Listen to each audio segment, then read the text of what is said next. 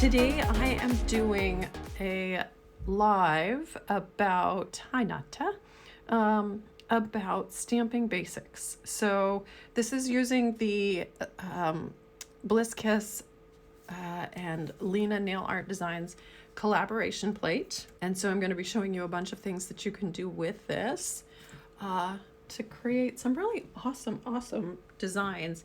And I show you that, like, I'm kind of inspired by a lot, as all of you guys are too, in terms of there's so much, especially when we like sort of feel like our brains aren't working anymore and we just can't figure out how to get inspired.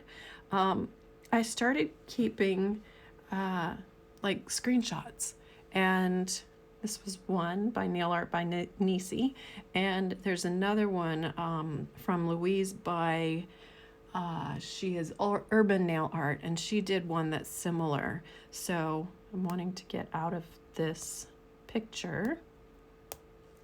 Let me out. There we go. So what I did was, and you can do this in like a notes app or something else where you can just take screenshots and, you know, try and take screenshots with their name like this one. So that if you are inspired by it, that you'll make sure that you give them credit. Because it is important to give people credit. Now, I understand that there is so much now that it's almost impossible to give somebody like, oh, this is the person who I'm copying or I'm inspired by, because usually you're going to tweak it in some little way. So, you know, just make sure that you keep track of that and try to give credit if you can. That's just kind of, you know, it's manners, just manners. Okay, so let me get back out of this. So these are some examples of some things that I'd like to try today. I don't know if I'm going to get to this one, but I prepped some other ones. So this one's really beautiful. And then of course this, I have so many, I don't even know where to start. This is the stamping plate that I collaborated with Lena. And there's all kinds of designs. What I wanted to do, so just to give you this little quick overview, and this is a limited edition plate. I don't think that I have so many fun ideas and stuff. If I do something again with a stamping plate, I feel like I'd want to create some new designs for you guys. So anyway, what's different about this plate is that I've created some edges here, some straight edge designs. And so that's kind of to help mimic striping tape in case you don't have any. There's a splatter so that you don't have to use a toothbrush. There's a bubble and a crackle, so that those kind of mimic that texture. Then there's this oil slick one that I really love. This little section is how to create, you can build your own Russian swirls, which are really awesome, as well as having ones that are already done for you. One of the things that I want you guys to notice in these plates, I get zoomed in really well. See all these teeny little scratches? That's from the plastic scraping card, and they don't get picked up. You'd think that they would, but they don't. So see how with this design, how there's a small break right there? Tiny little break right there. I had Lena do these breaks on purpose. It's so that you could use half of the design really well, and it was complete. Okay, so you have even more options. So if I move down here, you've got, there's a break right here, so you can use just this portion. Of course, because anybody who's been hanging out with me long enough knows that I absolutely adore peacock feathers. Those had to go on there. My favorite color is a peacock feather. Also, here is a marble type of veining texture, and then I wanted to include a plaid because there's so many cool things that you can do with plaids. So As you can tell, obsessed with swirls and fancy flourishes, and I just have been all my life. So also, the last little thing I want to show you guys is right here, is that I wanted you guys to have the opportunity to be able to use, to be able to get like those spider webs that we see all over that people are doing with gel, but without gel. Let's get going. The first thing when you're stamping is you are going to get a plate, and it's going to be covered with either a blue film or a clear film. The clear films are harder to see, so you have to sort of really look at it, but it won't, the plate won't look quite as shiny. So if you look carefully, you'll see that there is a plastic coating. I do not have it on this, but what you'll do is sit there and you just rub it. Rub it at the corner, and if it doesn't lift, then just take a wooden stick, an orange wood stick, and sort of pick at that corner to get it lifted up so that then you can start to peel that off. It secures, it seals in the design for shipping so that it doesn't get any scratches before it even gets to you, because you should be the one scratching it. Okay, so you will get no stamping images if you haven't taken off that plastic. And so for brand new beginners, that, especially if it comes as a clear plastic, totally newbie mistake, totally normal. Don't think that you are stupid just because you failed that little step. Because a lot of times the plates don't come with instructions that say, please remove the plastic before you even start. Then the next thing you're going to do is you're going to take rubbing alcohol, okay? And what you want to do, you can use cotton for this. I use cotton all the time. Some people only use lint-free pads to clean their plates, but I find that with cotton balls, I can get in there and I can really scrub in the design. I actually have some polish that's left in this one. Come on, you need to come out. Anyway, so you can clean your plate with either pure acetone or rubbing alcohol, okay? And what that does is there are some oils that can get on the plate during the etching process, and you need to remove those, because if you don't, you may have trouble picking up the image. The polish would just stay there. Okay, let's see. What is the next step? I need to get that cleaned out so I can use it. Okay, so I have switched to acetone so that I could get the polish that I neglected to clean out of this plate, who was a little busy last time she used this. So I also, in case you guys don't know, it doesn't work for us to carry these, but we tried. We looked into them. So can I zoom out? Okay. This is a tabletop trash can that I have. And what I love is that the lid flips. So I get rid of my cotton in there all the time so that I'm not breathing the fumes. We want to eliminate breathing acetone fumes, polish fumes as much as possible. You may hear a fan that is blowing straight across my face so that I don't start to feel lightheaded. Because if you work with acetone, rubbing alcohol, polish for any more than like, I don't know, 15 minutes, some people are really sensitive, and you can start to feel kind of lightheaded, and that is your body's normal response to having the air oxygen mix that's in your room is getting changed because of the acetone fumes. So then you're not getting as much oxygen, which is why you start to not feel so great. So that's very important.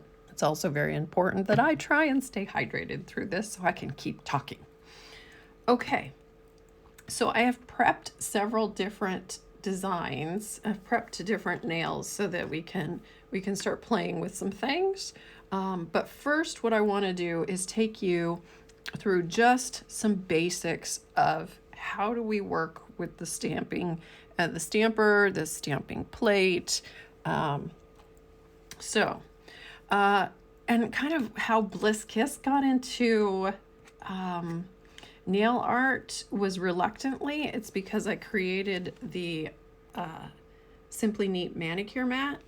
So I created this mat, and then a lot of people were doing decals. So they were actually stamping onto their mat and then coloring them in or doing different techniques, and then you let that dry, and then you peel it off, and then you apply a clear coat to your nail, and then stick that decal down. Well, I started to play with that, and then I realized I have several stampers that don't work very well. Like, it wouldn't transfer to the silicone. I thought, well, that's very interesting. How about if I find a stamper that will work, that I can say, yep, it works with the mat. It's the best one I've tried. Is it 100% perfect? No, I don't think anything is. But one of the things with stamping is that if you're having trouble, it might not be the plate. It might not be you. It could be the stamper. It could be the polish. It could be where Saturn is in the universe, in the galaxy. It could be anything. So don't feel like if you're getting frustrated with stamping that it's your fault, okay? But there are definitely some things that kind of help people consistently go wrong. And the biggest one is how fast you stamp. Okay, so speed is incredibly important.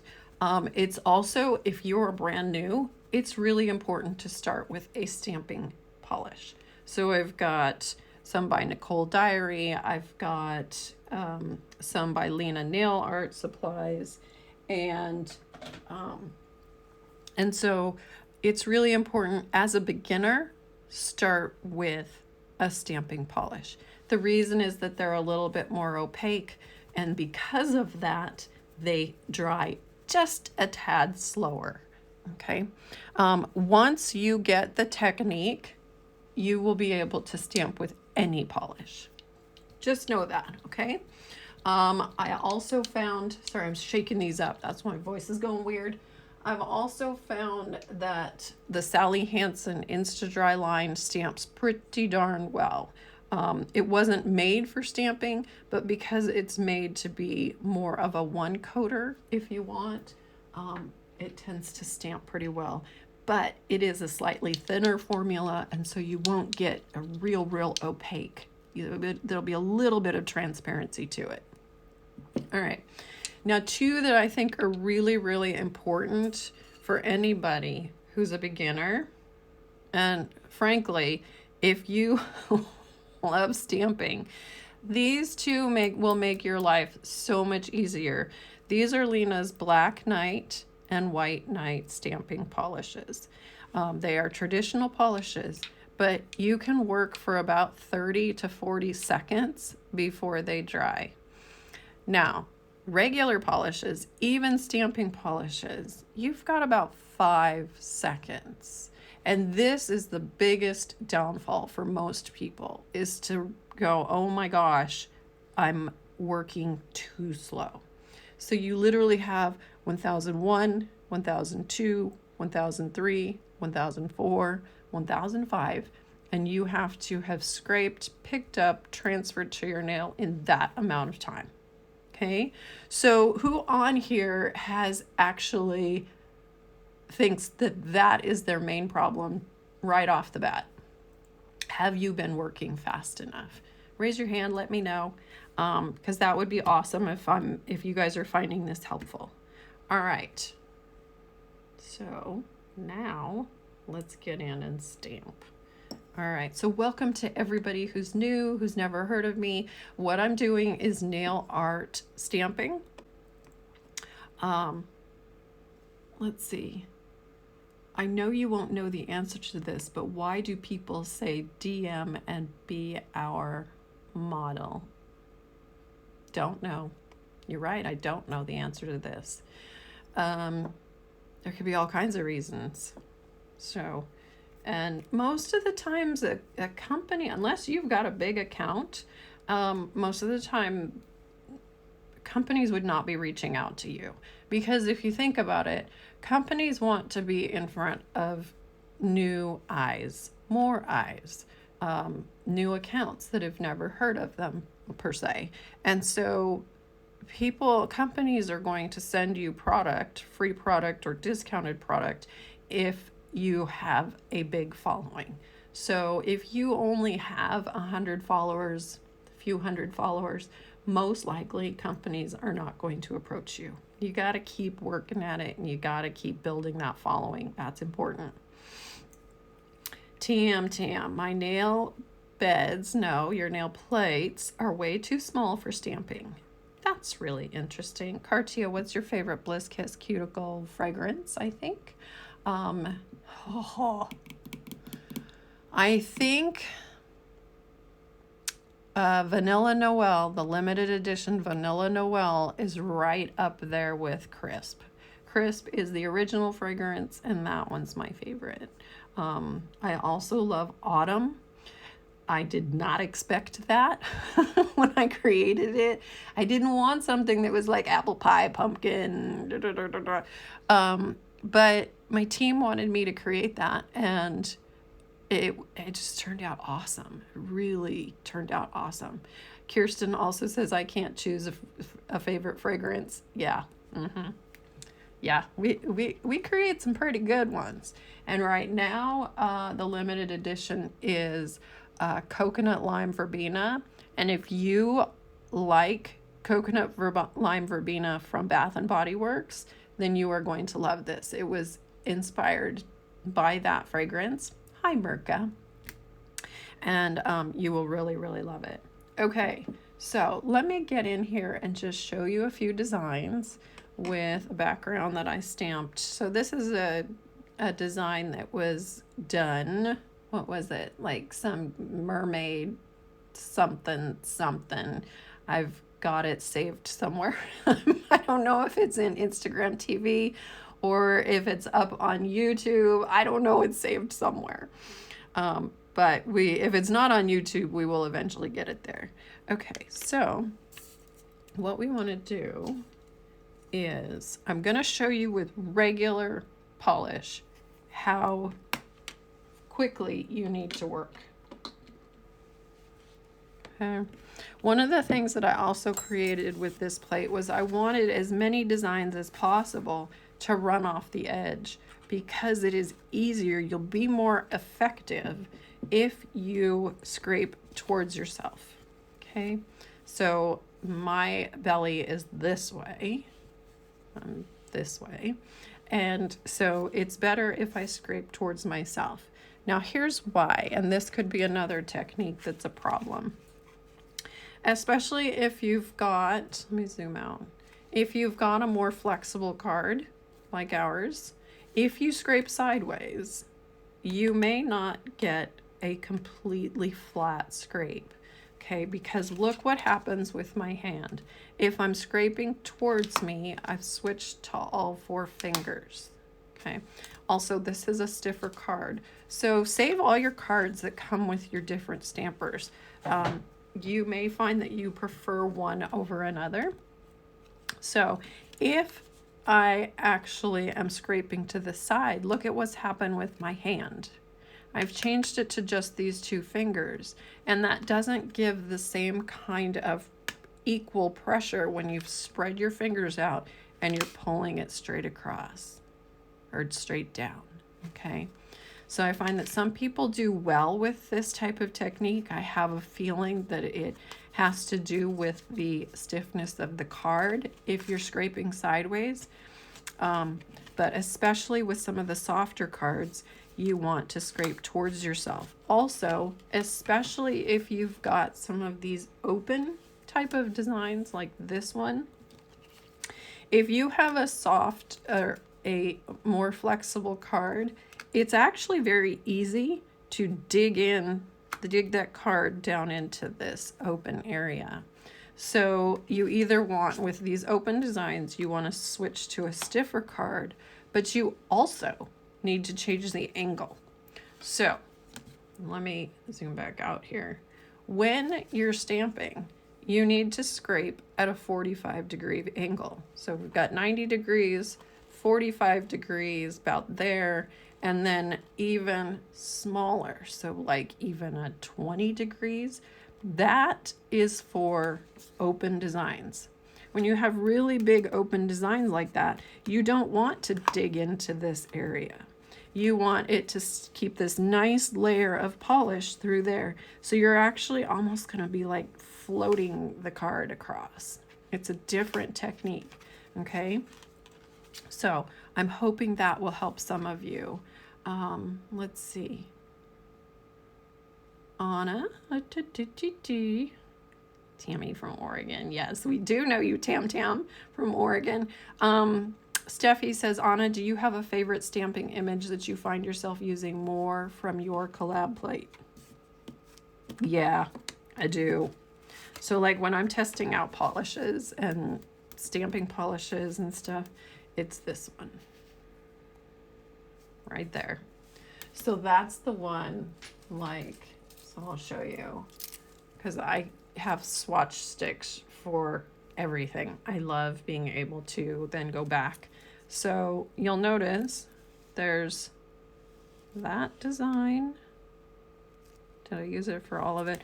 Some of these was back here was, actually this design isn't even on the plate. This is another one of Lena's. It's part of her swirls and twirls. And several of these are actually from the swirls and twirls. She has 3 of them. And so with this plate, I went through Lena's 80 plates and I picked out my favorite images. And then I had my oldest son, he created these for me, the spider webs. He also, what else did he create? I feel like he created the pearls, this string of pearls here, because Lena didn't have it. Because I really wanted something that was like a bunch of dots, where it could be like you could line up glitter on top of those, or you could just use them with like a metallic type of powder, chrome powder, and create a completely different effect that way. But in terms of my favorite image, you'd think it would be these two, the peacock feathers, and no, surprisingly it's this one. Anyway, so I'll show you real quick again. So this is why I like having the swatch sticks, to show me like the different colors if I want to see something. And I actually was doing this earlier, I did this background that I'm going to teach you guys, and I was like, what would be a good stamping color on it? And you can kind of see, no, those two pinks don't work together, but that blue could work really nicely. And of course, the thing is, when you're just starting with stamping, start with black and white. That's it. Like if you go and look at a lot of nail artists, especially the artists who are painting with gel, like the Russian artists, they predominantly use black and white for almost everything. So you can't go wrong with black and white. And like anything that's a light design, you could go with black. You want to think of very, very high contrast. So when we think about black and white, those are two very, very opposite colors. One has no light and one has all the light. Okay, so we're looking at a predominantly light design here. So it would look really striking with black. Now, if you wanted to make it seem like the white was part of the background and cutting through, then white would be a really good choice for this one also. So, but I've found that when I do a design where there's very little contrast, like if you go with a brown and a bronze, you're going to get a very, very different effect. And you might not like it as much because, like, let's say if we were to put these two together, these actually go well together. But let's say that you were doing this as one was the lightest color as your base, and then you were going with this color as your stamping, you might not like it as much because it has less contrast. Okay. So after you get black and white stamping polish, the next thing is gold and silver. Those two go with everything. So between those 4 colors, you cannot go wrong. So invest in really good black, white, gold, and silver. Now the challenge is that silvers tend to be pretty similar, but there are a lot of different golds, and you can have a very warm gold, you can have a very cool gold. And so figuring out which gold will look good on your skin is interesting. Now here's some other ones that I've done. And this was testing out different techniques of polishes and powders and seeing what I liked. And this is a really good way to test things out before you get started, okay? So I have a whole bunch of those. And then of course I have all of my colors on swatch sticks as well. And then so I was able to, like with this one, I was able to go in and find, based on all my glitters, that this was a glitter that was going to give me the same kind of pink, but then some other really cool colors that go with it. So if you have swatch sticks, for me, it's worth the time investing in them, because then you can see your colors and you can bring them together. And let me show you real quick. Like, let me take these blues, okay? So I can go in and I can figure out that this blue is going to look better with some blues than other ones, okay? Because it depends on whether the blue is more purple or whether it's even more yellow, because you can have yellow blues, okay? Then that starts to head towards aquamarine, and then into more green, and you're getting into mint. Okay. And you guys, I have an entire course on color theory and being able to choose colors and how they will look better on your skin. Like I know for sure that color is not gonna look as good on me. In fact, it's kind of not great at all. So I would only use it as an accent color. This is a really cool blue. And so that looks much better on me. Okay.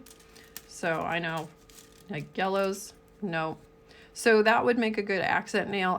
I don't think I'd ever do all of my nails that color unless it was St. Patrick's Day.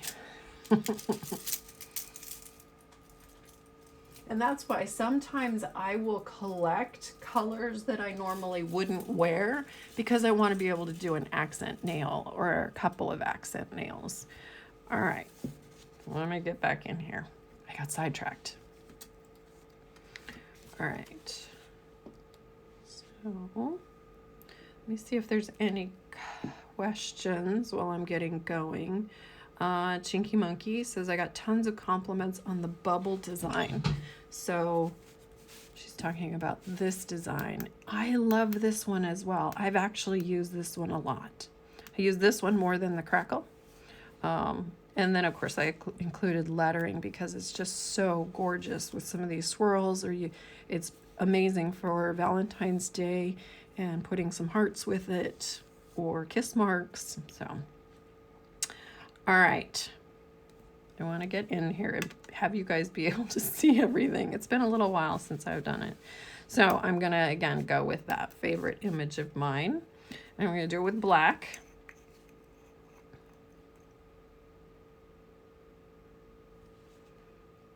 And you do not have to cover the entire design.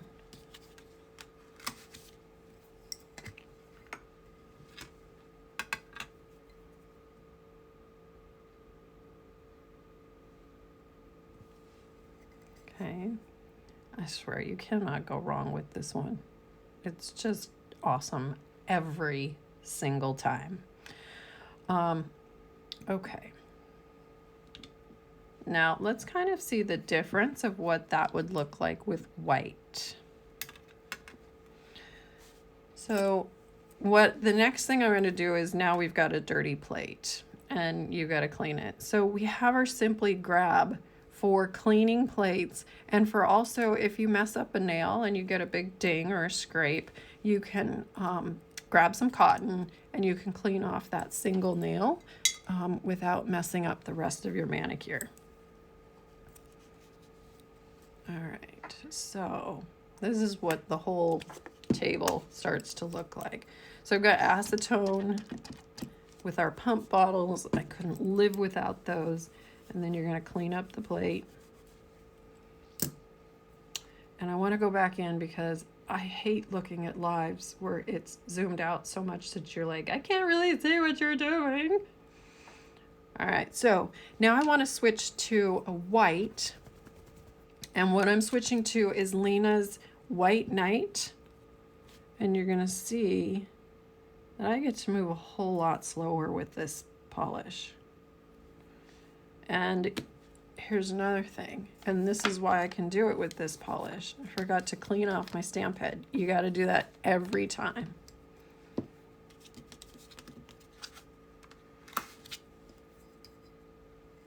Now, if that had been normal gel, if that had been normal stamping polish, it never would have worked. It would have already been dry on the plate by that time. Whereas with Lena's plate, it's Saturday and I've been doing a lot of lives. My mouth is not always connected. Anyway, if I was not using Lena's White Night, that would have already been dried and it wouldn't have even worked. It never would have even picked up on the stamp. Okay. Oh, that's another thing I forgot to tell you, is that your stamp head must be clean of all dirt, dust, oil, every single time. So before you even start, you want to clean off that stamp head. And I was doing this earlier, prepping a bunch of stamp heads. And I wanted to show you guys something, because with these clear ones, there will be fuzz and dirt and oils when you first get it. And so what I do is I rub it this way, get that side totally cleaned off. Okay, then stick it back in the stamper. And clear silicone is much more fragile than your colored silicones. So you want to be careful. But don't throw away the ones that crack. Okay, then because it's got my fingerprints all over it, now I need to clean those off. Okay, there are different kinds of lint rollers out and about. I find that I really like having the handle so that I can control where it's going. I know there's ones that have little holders. They almost remind me of like a toilet paper roll holder in a way, and then you clean it off this way. That doesn't work for my hands as well. It's just me. So you kind of got to figure out what works, as well as the fact that you can invest a lot of money in nail art supplies, like any hobby or art, I should say, because sometimes I feel like this is art. Now, after a couple of scrapings, you also need to scrape to clean your card. And the reason for that is that you'll get little bits of polish that build up, and then that, when you start scraping, you're not getting a clean scrape. So that could be a problem as well. Kirsten says, I love the peacock feathers. Mirka says, I did manage to get the plate this time before they run out, before Brexit. Yay! Yay! The stiffness, she also says, the stiffness of the scraper I normally choose depends on the stamping polish I want to use and stamping plates. They're not created equal. This is very true. And there's some times where I like this flexible card, and then there's a lot of times where I actually like a stiffer card. Sometimes my favorite one is actually a hotel key card.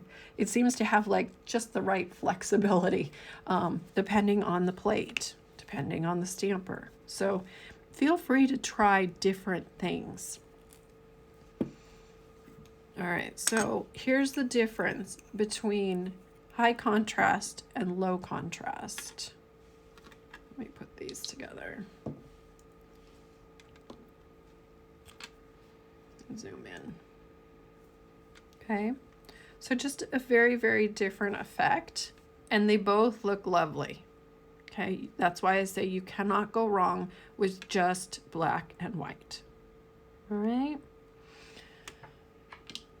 Okay, what do I want to do next? Now I want to show you one of my favorite backgrounds. And I want to show you what I think is a failure compared to what I think is successful, so that you guys can learn from me. It's hard to see these, sorry, at all the same level, so I want. Okay, so I was playing with some techniques this morning, and one of them that I saw, I don't remember who it was, actually, she used Sharpie, but she used it on a matte surface. And so I thought, well, I'll try it. I haven't done Sharpie on a matte surface. I've only done it on a shiny surface. So when I did it, you start, and I'm going to do one, but you start by just sort of dotting with your Sharpie on it, and then you go back with a brush that has rubbing alcohol in it, and then you just sort of bleed it. Well, it didn't really want to bleed. So let me show you, and it still won't really want to bleed. So I've got a little cup that I keep, just this little jar. You can get baby jars, or if you've got some of these jars laying around. And so I put a little rubbing alcohol on it, and you can see that the alcohol does not want to move. I want it to move. Okay, so I've got lots of rubbing alcohol on this. It's just not going where I want it to. I want it to sort of bleed out and puddle like that. So the trick is you gotta stay shiny. So this technique does not work on matte, okay? But watercolor you must use on matte, okay? Sharpies are alcohol based, and that's why you dilute them with rubbing alcohol. So, I'll show you this one. Let me get that out of the way.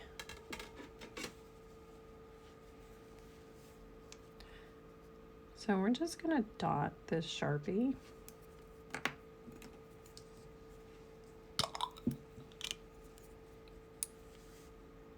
Go in with rubbing alcohol, and you can see it starts to dissolve, and you're able to move it. That's what I'm going for. I want it to move. Whoops. And then it does need to dry a little bit before you can add a second color, and it's just because the second color doesn't take if it's real wet.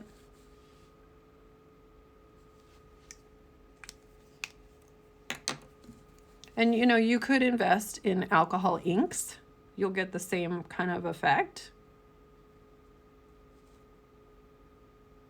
But if you've got Sharpies laying around, go for it. Now with alcohol inks, you may have more opportunity for different colors. But I find that this does just fine for me. If you're getting like wicking and too much, you can just grab it with the brush and pull it out. Okay. So here's what happens on a matte surface. It just won't flow. And then these two were done on a shiny surface. I have discovered that and so if any of you, if you're doing nail art, you're going to be more successful if you apply top coat over your color before you even start.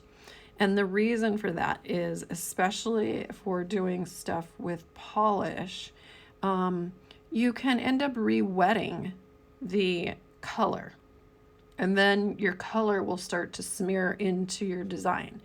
And so if you don't want that, apply a layer of top coat, let that dry, and then start doing your nail art.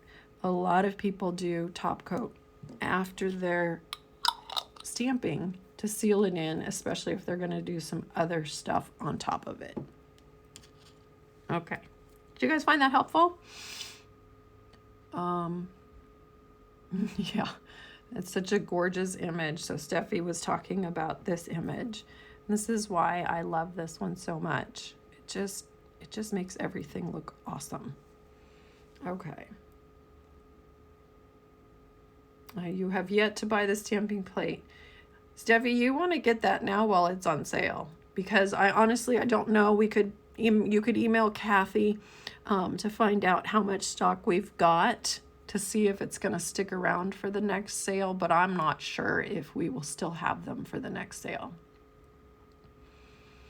Sally says the extreme wear for white, black, and silver and gold are amazing. That's awesome. Cartio, which Bliss Kiss cuticle oil fragrance should I buy? Nan says whichever fragrance is interests you the most. Her personal favorite is Pink Sugar. Pink Sugar is very sweet, like cotton candy kind of sweet. And Kirsten's getting in here. Do you like fruitier? Do you like vanilla? Do you like apple pie? A la mode. We don't have autumn. That's actually autumn. Right now we've got Pink Sugar. We've got coconut lime verbena. And verbena is a flower. So it gives that coconut lime and a hint of floral. Crisp is always true and tried. That's a pomegranate lemonade type of, with a hint of vanilla fragrance.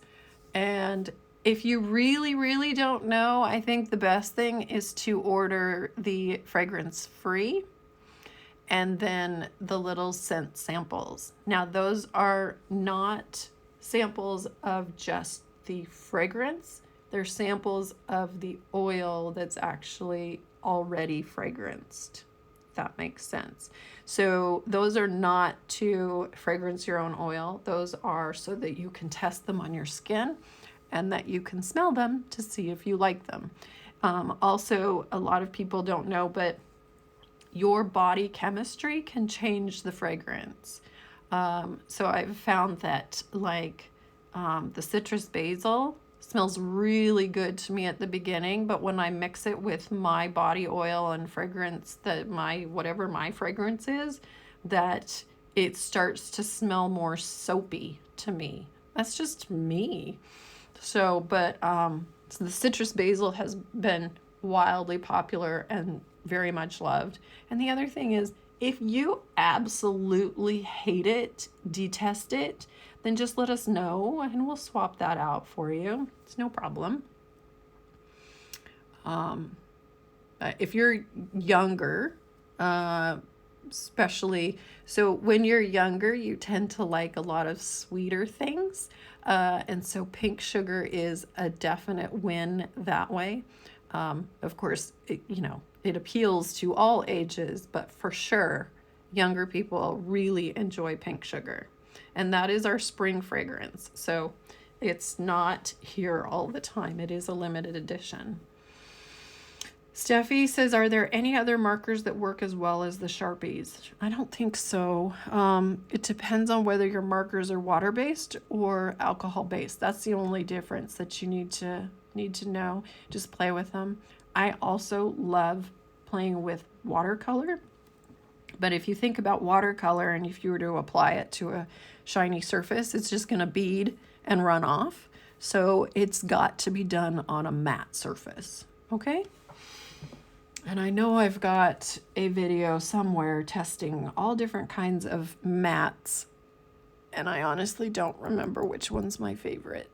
There's one that works with watercolor exceptionally better than others. Okay. So let's get in here. And so this is the example of what I would consider a fail. Although if you wanted to go in with a fine brush and start adding little comma strokes around that, you're gonna get a leopard print. So even fails, you can mess with them and still create a successful design. All right. So actually, why don't we just stamp right on over that? And I'll show you. And so with this, I probably would stamp it. Let's do a complete type of nail design. All right, so I'm gonna go in with this one and just cover all that up, and let's see what it looks like. I want high contrast, so I'm going to go with black.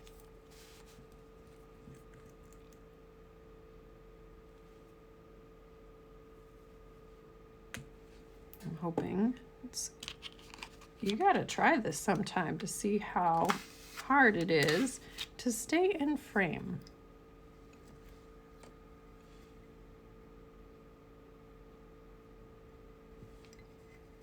So see, now suddenly something that was sort of a meh, now it looks really cool. And I would be very, very happy to wear that.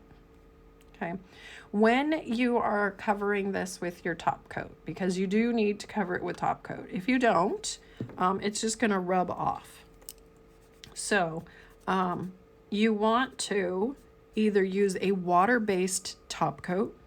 Okay, water-based top coats won't, I don't understand them. I really don't. They don't smear your art. So it is worth the investment. And then if you don't have a water-based top coat, you're just going to need to make sure that you use a very, very thick amount. So let me just show you, like, hang on, let me see if I can do this. Zoom out. So like you want to, do not wipe off the brush. Like you want it to drip onto your nail, and then you're going to float it. So what you're gonna do is actually, so when we polish our nails, let me get a brush to show you. When we polish our nails, we usually polish this way. Sorry.